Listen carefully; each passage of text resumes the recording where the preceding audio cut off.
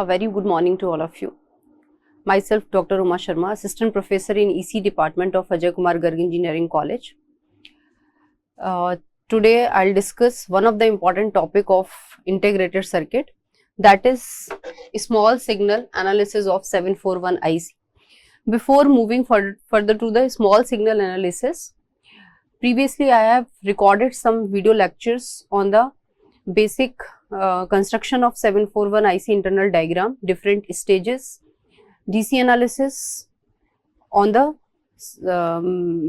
to understand the basic concept of 741 IC. So before watching this video, you all please requested to see all the lecture related to the DC analysis and the basic description of 741 IC. So just for your information, 741 IC internal diagram consisting of 24 transistors, 11 resistor and 1 capacitor. So it's very large and complex circuit. So to analyze this circuit, generally we divide the circuit into the 5 parts. One is biasing circuit, which is used to bias the complete IC, the complete circuit. Then its input stage, where the differential amplifier is used to input the signal. Then next is the gain stage or intermediate stage. The stage is used to provide the gain, because you know that op-amp is a high gain differential amplifier. So we require some cascading of gain stages. So second stage is gain stage. Then next stage is output stage, where a power amplifier is used to provide the output. Then next part of the complete IC is short circuit protection circuit. There is a provision to protect the IC from short circuiting. So complete circuit diagram of 741 IC is divided into these 5 categories. So for DC analysis, you are required to analyze each and every DC component of each stage, like for biasing circuit, for input stage, second stage and output stage. And short circuit protection circuit here considered as off. So in normal situation, the short circuit protection circuit, which consisting of 4 transistors and 2 resistors, is normally off circuitry, but the circuit comes into the picture whenever short circuiting takes place. So overall, this is the basic introduction before moving further to the small signal analysis. So now small signal analysis again divided into 3 parts, because for biasing circuit we don't require to do the small signal analysis or to perform the AC analysis, because the biasing circuit is basically used to bias or to provide the DC current to each and every transistor of this circuit. So for that, AC analysis is not required. So basically we have to perform the small signal analysis only for 3 stages. One is input stage, next is second stage and then output stage. So here I'll explain you how we can perform AC analysis of these stages. So starting from the input stage. So basically input stage is a differential amplifier stage.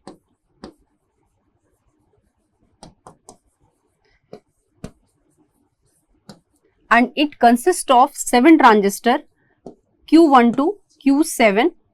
Here in this diagram you can see that there are 4 transistors Q1, Q2, Q3 and Q4, and here this dash line represents that remaining there is another circuitry to this circuit. So that I'll show into the next slide.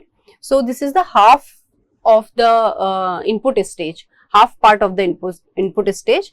Q1, Q2, Q3 and Q4. Here Q1 and Q2 are forming differential amplifier, BJT based differential amplifier. Q3 and Q4, these transistors Q3 and Q4 are used for label shifting,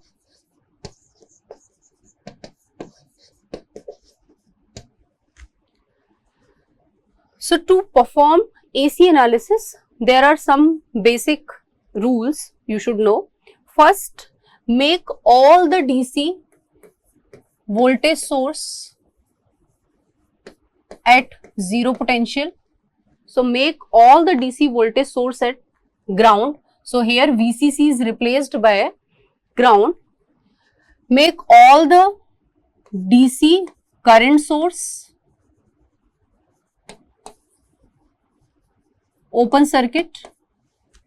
So here in this circuit no current source is used. So the only change in the circuit, if you compare this circuit with the DC analysis, so this is the only change. Here the VCC is replaced by the ground, and now we have to apply the input signal, because in DC analysis we are just biasing the circuit, so no input is involved.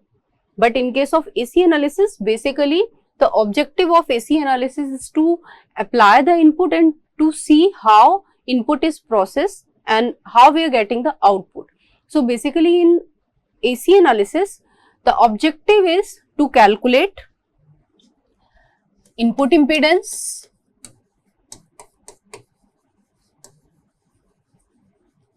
output impedance,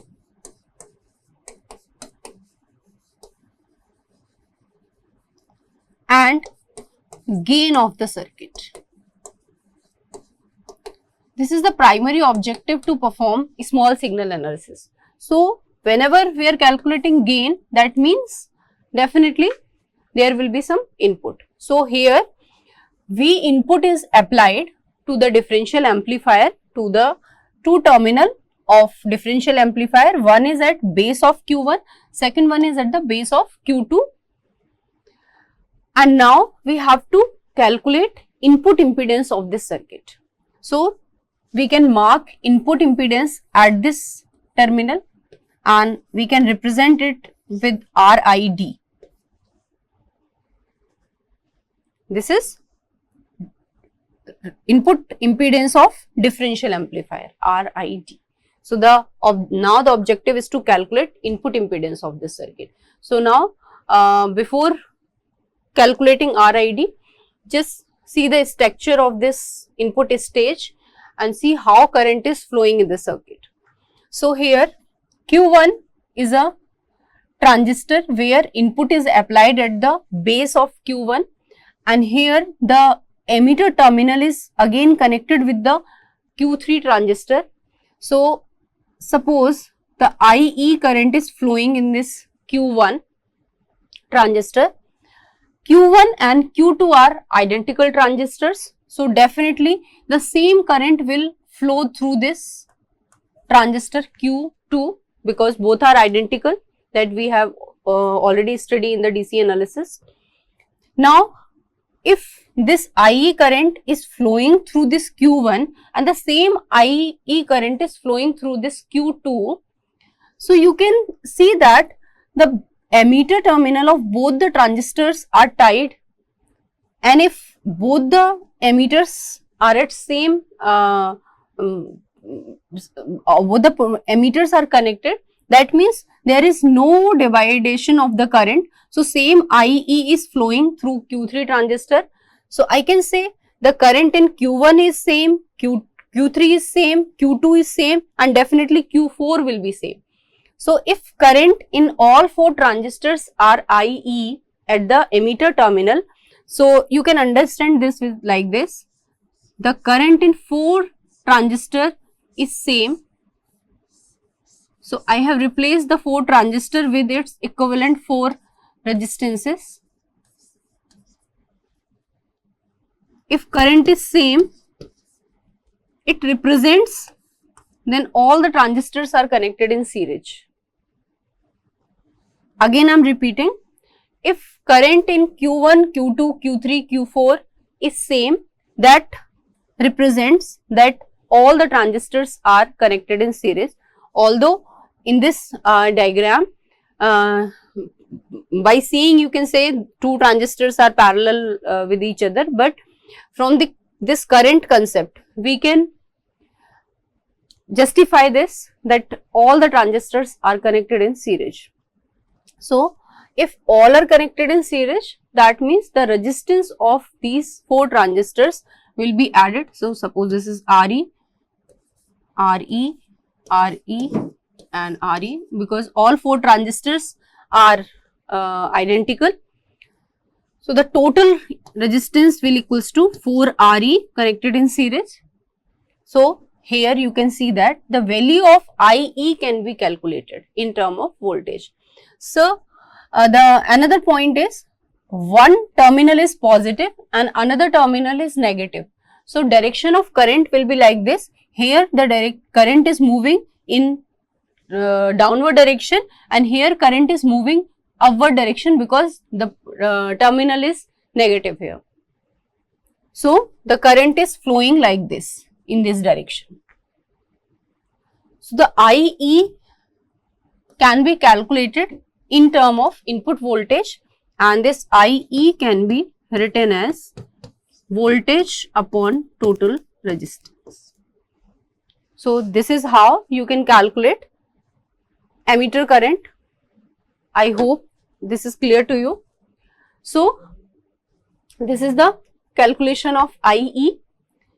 Now in IE, this is the term Re, which is known as small signal emitter resistance. So this Re is the small signal emitter resistance. Small signal emitter resistance. And in your previous course analog circuit, you have seen how we can derive the parameters of small signal model, and Re is one of them, and we can derive the relation between Vt and Ic for Re. Basically Re is equals to Vt by Ic. So Re is the small signal parameter, but still we can calculate this small signal parameter in term of DC parameters. So here Ic is the DC current and Vt is the thermal voltage, and the value of Vt is 25 millivolts. Here this Ic is equals to capital I, and the value we have already calculated in DC analysis of input stage, and that comes 9.5 microamperes. So the Re can be calculated as 2.63 kilo ohms. Now to calculate the RID, because our motive is to calculate RID, the resistance at the base of Q1 transistor. So the you can see from this diagram, we have to calculate RID at the base of this transistor, base of differential amplifier. So at the emitter of differential amplifier, we have calculated total resistance, which is 4 times of Re at the emitter terminal of the differential amplifier. So now if I want to reflect our emitter resistance at the base terminal, then we can use resistance reflection rule.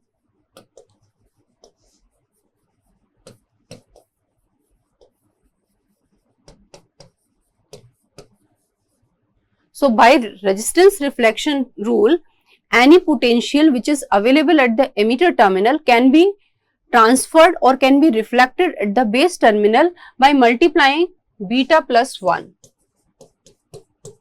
because the current relation between IE and IB is beta plus 1 times. So this beta plus 1 comes from the current relation, and by applying resistance reflection rule directly, if 4 Re is the emitter resistance, the base resistance can be 4 Re times of beta plus 1. So this is the value of RID, and by putting the value of Re over here, we can calculate the exact value. So the input impedance of input stage of 741 IC is 2.11 mega ohms. So this is how we can calculate the input impedance. Now our objective is to calculate gain and the output impedance. So for input impedance, there is no need to consider this circuit, because the input impedance is basically at the base of Q1 only, Q1 and Q2, at the base of differential amplifier. So in that case, we require only analysis of Q1 and Q2. So we have seen while calculating the input impedance, we have used Q1, Q2, Q3 and Q4. But now we have to calculate output impedance as well as the gain. So to calculate gain, we have to calculate the output. So here, this is the output node at the collector of Q6 transistor, and definitely we will mark RO over there. This is the point at which we have to calculate output impedance. Now see, this is the AC equivalent of the load circuit of input stage. Basically this is the load circuit of input stage. So we have replaced VEE by ground, and here this is the current source. Basically this is Q3 which we have replaced by a current source, because at the emitter of Q3 we are getting IE current, and when we transfer this IE into IC, so this Q3 can be replaced by a IC current which is equivalent to alpha IE, and similarly this is the current in the transistor Q4. So the direction of Q4 current is upward, so that's why I have mentioned like this. So again this is the alpha IE, and Q5, Q6 and Q7 transistor are connected as it is. Here just assume that the current in the base of Q7 is 0. So if the current is 0, that means this alpha I coming from the Q3 transistor is going in the Q5 transistor. So the collector current of Q5 is alpha times of IE, and basically this circuit looks like base current compensated current mirror. Base current compensated current mirror, and Q5 and Q6 are identical transistor, and this is a current mirror. Both the resistances are equal, R1 and R2. So you can write whatever current is flowing in the collector of Q5 definitely equals to the collector current of Q6 by the concept of current mirror. So here the current is alpha IE which is going in the Q6 transistor, and we know that this is the current of Q4 transistor. So at this node, one current is going in upward direction, one current is going in downward direction. So total current will be equals to 2 times of alpha IE. I hope this is visible from this diagram. The output current is 2 times of alpha IE. Now we have to calculate gain, and gain will be equals to output upon input. Here output is in term of current, I output, and we have applied input as V input. So you know that current by voltage can be represented as GM, transconductance. So here the gain will be calculated in the term of transconductance. So this is the total current 2 times of alpha IE, and this is the GM which is the ratio of I output upon VI, and I output we can put the value of I output here. V input we can put the value of V input from the very first expression where we have defined IE equals to VI upon 4 RE. So from here we can write VI equals to 4 IE into RE. So this is the value of VI. Now IE will be cancelled out and this will be 2. So from here this is alpha upon 2 RE, and alpha is nearly equals to 1. By putting the value of RE, that is 2.63 kilo ohms, the GM will be calculated as 1.9 10 to the power minus 4 ampere per volt. So this is how we can calculate transconductance for the circuit. Now how to calculate the output impedance of this circuit. So at this node output impedance is to be calculated, and you can see that at this node there are 2 transistors are involved. One is Q6, one is Q4, and both the transistors, if I see the resistance of these 2 transistors, the resistances are connected in parallel. So overall resistance, which is RO1, can be written as RO4 parallel with RO6. So now I have to calculate RO4 and RO6, and by taking the parallel of these 2 resistances, we can calculate the output impedance. So this is how we can redraw the circuit for calculation of output impedance. The Q4 transistor has been shown here, and this is the resistance of Q4 and this is the resistance of Q6. If you see both the transistors, both are connected in common base configuration. So it is very simple to calculate the output impedance both the transistor. So if you know the small signal analysis of common base amplifier, where we have calculated the output impedance. So the output impedance formula we have derived that RO for common base configuration, that can be given as, now you can see in this slide, RO 1 plus GM RE parallel R pi. So this is the formula for calculation of output impedance of common base amplifier, where RO is the small signal output resistance, R pi is the small signal base resistance, RE is the resistance at the emitter node, small signal plus normal resistance. So this is the resistance at the emitter node, and GM is the transconductance of the amplifier. So just by using this formula we can calculate RO4 and RO6. These two components can be calculated easily. So here in this slide you can see that the formula which is used for RO4, the only change is the value of RE, because RO is same, R pi is same, both are the small signal parameters, GM is also small signal parameter. The RE which I have written over there, this is RE, the resistance at the emitter node. So you can see in case of Q4 transistor, the value of RE is small re only, whereas in case of Q6 transistor, the value of RE is R2. So just by putting these value in this equation, we will get the value of RO4, and by putting all these value, the RO4 comes 10.5 mega ohms.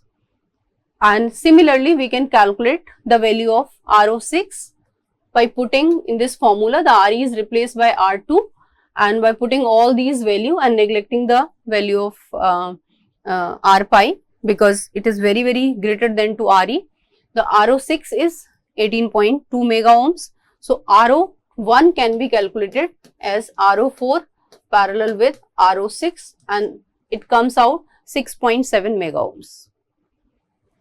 So here we have calculated all three parameters of input stage of 741 IC. Now it is very easy or convenient to draw the small signal model for input stage.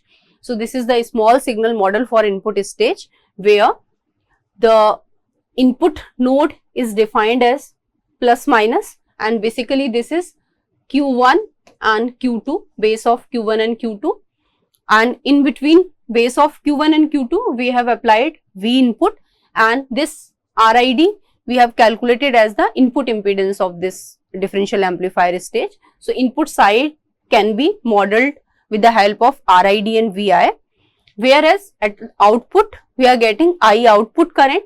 So this is I output current, and this is equals to GM1 into VI, and the output impedance of this complete stage can be modeled with this RO1, which is equals to 6.7 mega ohms. So this is the small signal model of input stage, and here this C6 represent this node is at the collector of Q6 transistor. This is the collector node of Q6 transistor. So this is all about the small signal analysis of input stage of 741 IC. Thank you.